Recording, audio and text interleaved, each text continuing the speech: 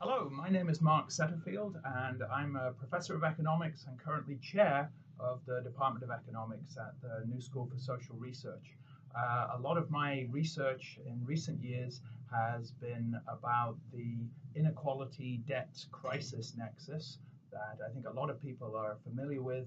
The idea that burgeoning income inequality in countries like the US has driven a lot of less affluent households into the arms of financial markets, borrowing and accumulating debt in order to keep pace with their consumption aspirations, even as their wage income stagnates.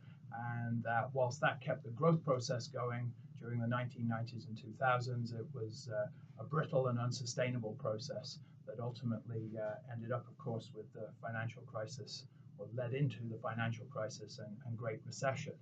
So I think that story is fairly well established and known.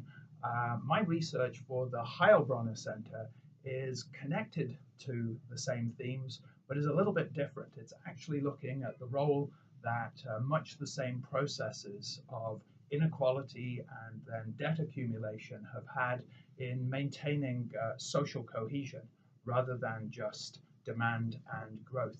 And in particular, the focus here is the idea that debt accumulation by less affluent households meant that consumption inequality did not widen as much as income inequality during the 1990s and 2000s.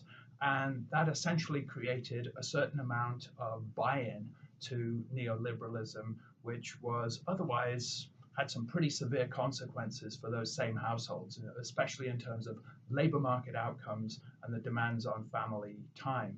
That debt accumulation spigot, of course, has now been turned off, so that consumption inequality is now rising in much the same way that income inequality did and has continued to rise.